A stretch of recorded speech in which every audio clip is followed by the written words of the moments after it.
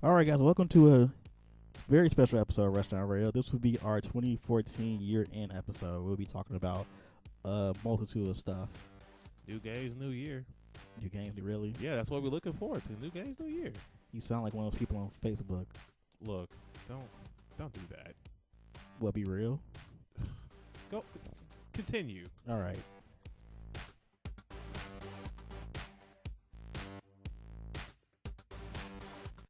All right, guys. So our first favorite moment of 2014 FGC would have to go to. Street Fighter V's reveal at Capcom Cup. Oh God. Yes. So why is it so significant to you, Anthony?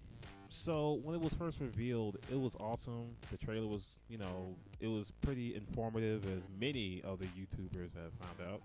But I felt like when they revealed it at Capcom Cup, it was like a playable demo was there, a whole new trailer was there, and it's kind of like saying to us who are waiting for it, this is happening, this is real, you can have it in your hands soon. And soon could mean next year, maybe early 2016, but it won't be 2018 like people first thought it was.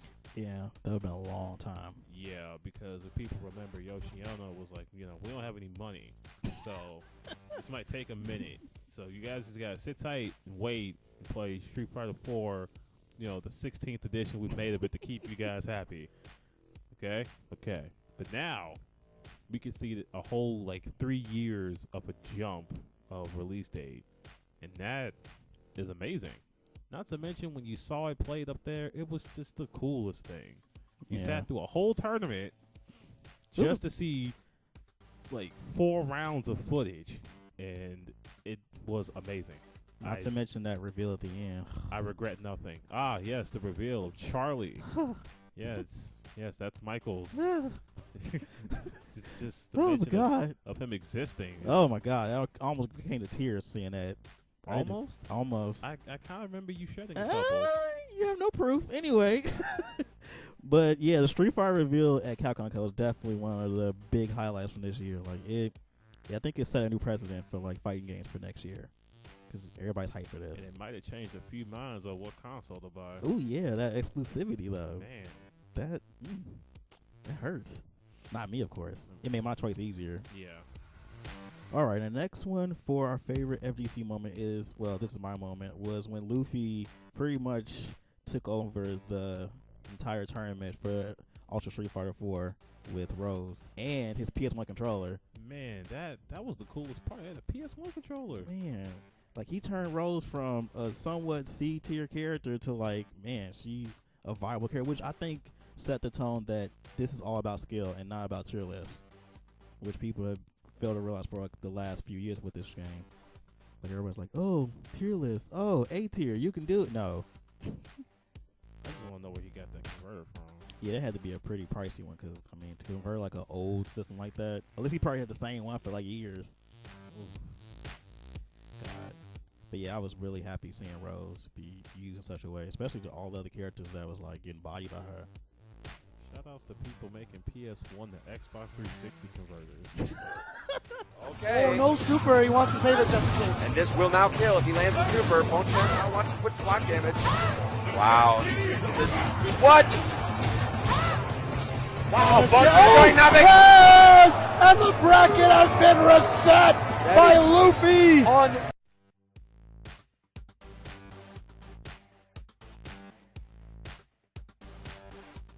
All right, guys. Now we're going to talk about the biggest disappointments of 2014. Now, this game, if anyone knows me, knows that I am a big fan of the Tales series. However, this sequel, Tales of Xillia 2, was quite disappointing on so many levels. The hype for this game was pretty immense, and I think that they just made a lot of bad decisions as far as the way the game was made, a lot of the gameplay elements, especially this whole, I guess you want to call it your debt system, because you get in debt by $100 million, and you have to repay it back. And I think that kind of stops the gameplay and makes the game kind of stagnant, because you have to clear certain levels of money in order to progress the game, which is kind of stupid. And the story was kind of tacked on. I feel like the story could have been a lot better.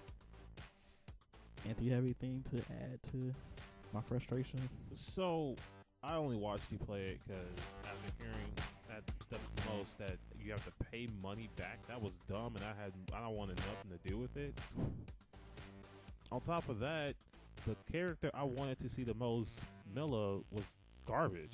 Yeah, she's not there for most of the game. They have another version of her comes, and she's like a brat, and I hate her. Like, that was the problem I had when I was watching play. Is that the old characters come back, but half of those I didn't like already. You put more unlikable characters on top of that. It's like, no, I'm good. Yeah, this story felt like some really weird like fanfic gone wrong. This game could have been a lot better. So even though I'm still hopeful for the new Tales of Syria coming out next year, I mean sometimes sequels just don't. I don't think Tales series as a whole has been really good with sequels anyway. So this is kind of like goes right in line with that. Let's look forward to Syria because Zillia just wasn't up to, and I didn't even want to like review this game because all I probably did was like tear this game a new one. I don't want to do it to my favorite franchise like that. Oh. It's not worth it. And the next game that was a really big disappointment was probably a disappointment to the whole community of video games. We know it. So I'm not even going to talk about just one of them. I'm going to talk about both of them because I have a lot to say, but we're going to try and keep this as short as possible. So we're going to talk about the 3DS one first because that's the one I have the least to say about. So one, that whole special powers thing is garbage. Switching in between characters is pretty cool, I guess. Ring level cap is dumb. Replaying levels to get crystals and conflicting stuff, like clear the game with this much time, which is a speed run, and then there's another objective that's like, oh, but you gotta find everything and explore every nook and cranny. No, that's conflicting. But that's he runs stupid. on water though. No. He's Jesus. Stop it, okay? Because only certain characters can do certain things. Seriously, Sonic is now the only person who can spin dash. And who is this Styx brat? Who is that? I hate her. I hate her conception. I hate her design. I hate her power. I hate everything about her right now. And you know what? The most fun in that game was like in an endless runner. Okay, I hate endless runners, but that was the most fun I had in that game. Yikes! But when we go to the Wii U one, so not only did they make that a free running game, but they made it a platformer and a brawler, and some kind of weird like exploration thing, but none of it was Sonic. Not a single bit of it was Sonic. It was like Uncharted, the Sonic Adventures or some crap. It was just so bad. The best part of that game was Eggman. That was it. Because everyone else was terrible. Sonic was a jerk as usual. That's fine. Amy was terrible. Tails was meh. Knuckles was a dummy. He was just Knuckles angered me the most. Not only because he was just the most dumbest brick brolic character, but why do you have a glitch where he can jump forever and clear the game in less than an hour? I call that being sufficient. You would.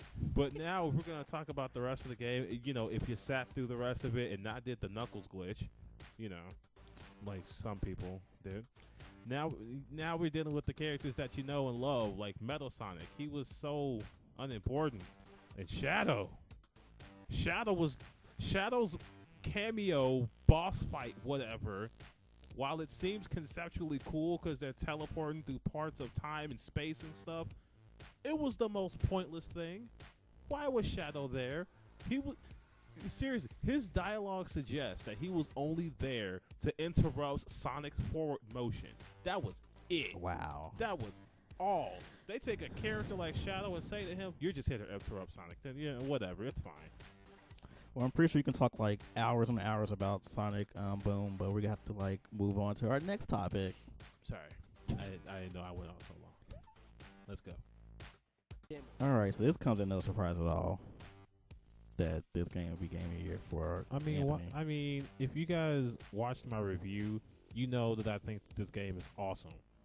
It's like Blaze Blue was here as like some kind of stand-in, and it was like, yeah, this is awesome and this is cool and all, but I feel like it's missing something. And then Soul Bad Guy comes to like, bam, here you go. This is all this awesome rock music, all the awesome combos, and it's like, wow, look at all this anime, and it's just amazing.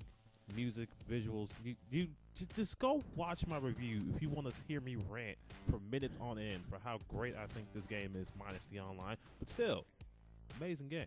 Yeah, I have to agree. This is probably one of the best fighting games to come out this year. It has everything you need in a fighting game. So I'm all aboard for this. You know, if you're new, it teaches you. If you've played this for years, it gives you more to play because some characters have changed a lot, some not so much, but it's enough there to keep you satisfied. Yeah, greatness. Game of the year. Guilty Gear Xrd. All right, game of the year for me is Bayonetta 2. There's not much I could possibly say about this game that I haven't already said in my long-winded review about this game. I mean, just look at it. If you don't have the game, you go buy a Wii U right now. Like, if you didn't get it for Christmas, obviously your parents don't love you. Whoa. Yeah. Yeah, there's no love there. That's terrible. It is. If your girlfriend didn't buy you this game for Christmas, she doesn't love you either. You gotta tell people other people don't love them, Michael. Well, love is playing Bayonetta. You see those kisses? Those are kisses of love. Get Bayonetta, game of the year, right now. You heard it here. You just can't say things like that. But I did.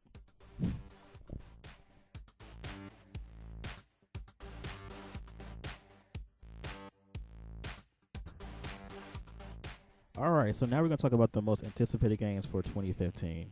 Anthony, I'll let you talk about this one. So, mine is Silent Hills. Now, they are still speculating if it's coming out in 2015 or 2016, but this game has my attention because this is the first game that has ever made me feel completely horrified to a point where I wasn't sure if I was going to finish it. Silent Hill has always been in my heart as one of my favorite horror games next to like the older Resident Evils, you know, 4 and down. And it's never really let me down except for a couple times. You know, they've had a few missteps. But Silent Hills, this game looks amazing. I saw that PT, the playable teaser, and that was just absolutely horrifying. I mean, yeah, Kojima kind of trolled everybody with like, oh, there's no way to solve this, or whatever. I don't care. It was horrifying. It looked gorgeous. It got me hype, and I'm ready. I'm ready to see what this game has to offer me. I'm ready to be scared out of my mind. I'm ready to, just get traumatized and curl up in a corner, saying to myself, this is the best game ever. Ready. All right. All right, so my anticipated game for 2015, it comes at no surprise. It is Final Fantasy 15. I think this game will probably be one of the most important games of this genre for next year because, as anyone has known, Final Fantasy has been like pretty much the, I want to say the pillar of the genre. I think every genre has one game that's most important for it, and I think for JRPGs, Final Fantasy has been that particular game, and since it fell off, I think that's kind of hurt the genre as a whole too. So this game has a lot riding on it, which even Sakaguchi said himself that this game is like really important for the industry as far as JRPGs are concerned. And do you have anything to add? So how about the fact that they're riding the Benz? That's amazing. No JRPG has ever allowed me to ride in the Benz or a car that smooth. I mean, that's a sexy car. It is. I mean, this is an RPG based, a fantasy based in reality. So I'm hyped for the car. I'm hyped for everything about this game has to offer so far. I mean, that game looks amazing, but the car. I want that car. Where you gonna get it? Where you can play it? Well, I need to play it. What is happening next year? Better. I mean, we're getting the playable demo. What is it in March? Where you get Type O, which is a game I'm more excited for than 15, honestly, because. Well, that's because you've been wanting to play this game for like how many years now? I have, because it's been the carrot dangling in front of my freaking face, and Square Enix like, no. But it's happening. It is. All you need to do is get you a next gen console. I'm on it. We're both on it. So yeah, I'm so hyped for Final Fantasy 15. This game's gonna be. I think this might be the game changer for this genre. Hopefully. You see these trailers? Amazing. But all right, guys, thanks for tuning into this episode of Rushdown Radio. We will be back next year, of course, with new episodes of the show, new reviews, new everything. And Anthony's gonna sing us out for this. Thanks for supporting. I'm humming. Thanks for supporting Rushdown Radio, of course. Go to our Facebook page and like it, and go to our actual website, rushdownradio.net, and continue to Don't forget to subscribe to our YouTube. Yeah, please subscribe. Please do that now. Actually, as you're watching, go to the subscribe button. It's right there. It's a little purple thing. Thanks, guys. We'll see you in 2015.